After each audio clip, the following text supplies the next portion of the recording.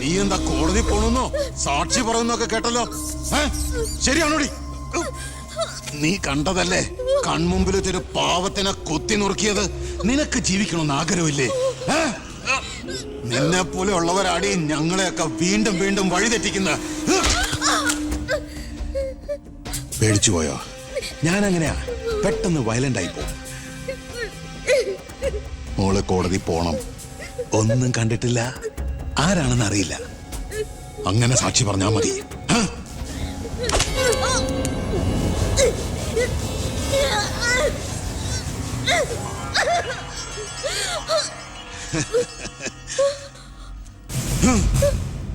ഇനി ഇതിന്റെ പേരിൽ നമ്മൾ തമ്മിൽ കാണേണ്ടി വരരുത്.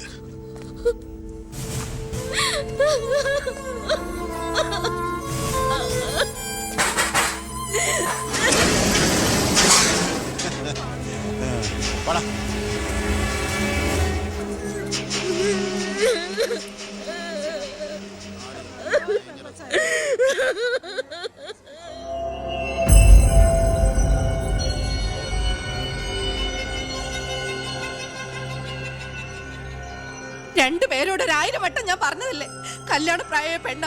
ഇനി ആരിവളെ എല്ലാം തൊലച്ചില്ലേ? അതിനൊന്നും സംഭവിച്ചില്ലല്ലോ. ആര് വിശ്വസിക്കും? ഇത്രയും പേരുടെ മുന്നിൽ വെച്ച് മറുപടി പറഞ്ഞു പറഞ്ഞു ഞാൻ മടുത്തു. എങ്ങനെ ആശ്വസിപ്പിക്കണ്ടെന്ന് എനിക്കറിയില്ല. ഈ സമയത്ത് പറയുന്നത് ശരിയാണോന്നും അറിയില്ല. ഒരു സഹതാപത്തിന്റെ പുറത്ത് ചോദിക്കുന്നതല്ല, എനിക്കിഷ്ടമാണ് അവളെ. ഞാൻ നോക്കിക്കോളാം, പൊന്നുപോലെ.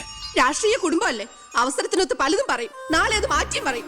തിരിച്ചറിവില്ലാത്ത പ്രായത്തിൽ നീ കൊടുത്ത കത്ത് മേടിച്ചു എന്ന് പറഞ്ഞ് ആട്ടി പുറത്താക്കിയതല്ലേ ഞങ്ങളെ. ഇപ്പതാ സാക്ഷി പറയാൻ കൊണ്ടുപോയി അവളുടെ ജീവിതവും നശിപ്പിച്ചു.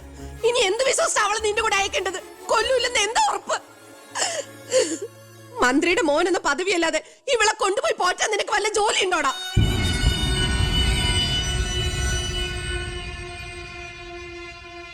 ഇനി മേലാൽ ഇമാതിരി വർത്താനം പറഞ്ഞ് ഈ വീടിന്റെ പരിസരത്തെങ്ങാനും വന്ന ദേവകിയുടെ ശരിക്കുള്ള സ്വഭാവം നീ അറിയും. അമ്മേ, നീ ഒന്നും ഉണ്ടായിരടി. ഇറങ്ങി പോകുന്നുണ്ടോ?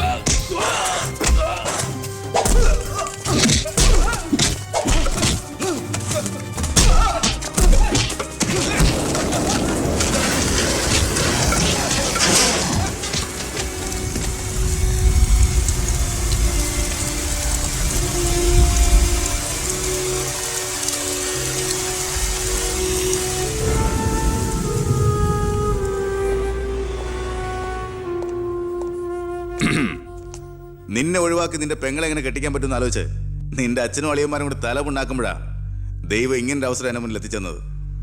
ആദ്യം നിന്നെ സപ്പോർട്ട് ചെയ്യുന്ന CI വിജയനെയും ഗ്രൂപ്പിനെയും ഒരു അന്വേഷണത്തിന്റെ ചുമതല കൊടുത്ത് ഞാൻ സേലത്തേക്ക് അയച്ചു.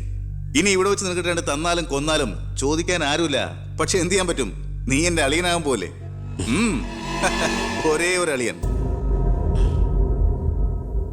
ഒരു പ്രതിയെ പിടിച്ചാൽ 24 മണിക്കൂറിനകം കോടതിയിൽ ഹാജരാക്കണമെന്ന നിയമം. പക്ഷെ നിന്റെ കാര്യത്തിൽ ഞാൻ പറയുന്ന റൂൾസ്. എന്തായാലും എന്റെ കല്യാണം കഴിയുന്നവരെ അളിയനെ ഈ മുക്കയും ക്യാമ്പിൽ തന്നെ കിടന്നു എന്റെ ഈ കല്യാണക്കുറിയും വായിച്ചോണ്ട്. എന്നാ പിന്നെ കല്യാണത്തിന് ശേഷം തറവാട്ടി നമുക്ക് കാണാം. വരട്ടടാ അളിയ.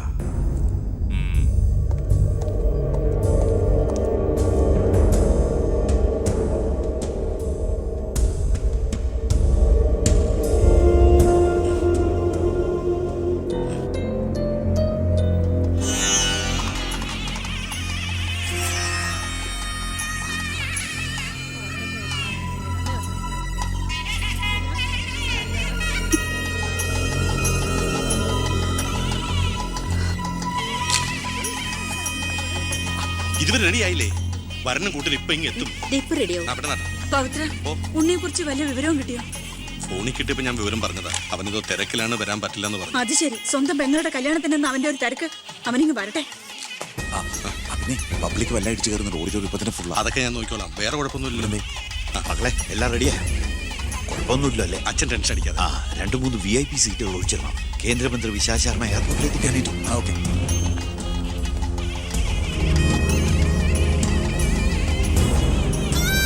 മോളെ,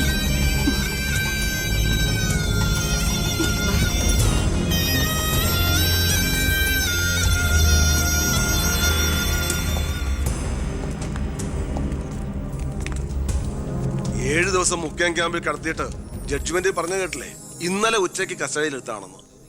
എന്തായാലും FIR ശിക്ഷ ഇളവ് കിട്ടാനുള്ള ചാർജേ ഉള്ളൂ. നിന്നെ ഒഴിവാക്കി നിന്റെ പെങ്ങളുടെ കല്യാണം നടത്താനുള്ള തന്ത്രമായിരുന്നു അതിന് പിന്നിൽ. അത് വെറും കല്യാണമായിരുന്നില്ല. കേന്ദ്രം ഭരിക്കുന്നവരടക്കം കേരളത്തിലെ സകല മന്ത്രിമാരുണ്ടായിരുന്നു. ആരുണ്ടായാലും എന്താ, ഒരേ ഒരു മകനെ ജയിലിൽ അടച്ചിട്ടല്ലേ.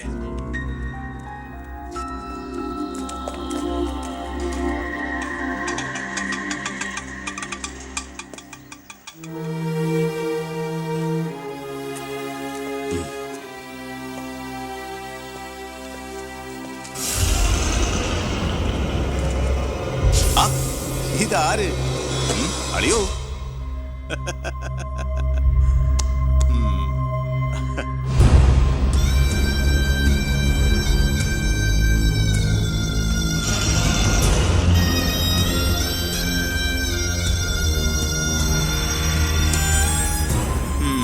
ഒരു ദൂരയാത്ര കഴിഞ്ഞ് വരുന്ന ലക്ഷണമുണ്ടല്ലോ.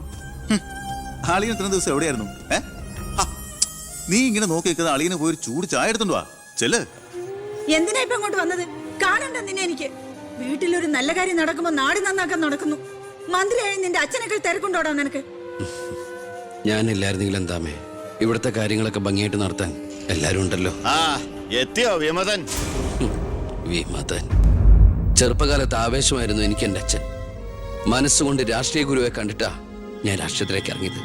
പക്ഷേ അടുത്തറിഞ്ഞപ്പോ തെറ്റുകളിൽ നിന്നും തെറ്റുകളിലേക്കാണല്ലോ അച്ഛൻ പോയിക്കൊണ്ടിരിക്കുന്നത്. എന്റെ കൂടെപ്പുറപ്പിനെ മനസ്സിലാക്കിയില്ലല്ലോ. വളരെ വിഷമമുണ്ട്, സഹതാപമുണ്ട്.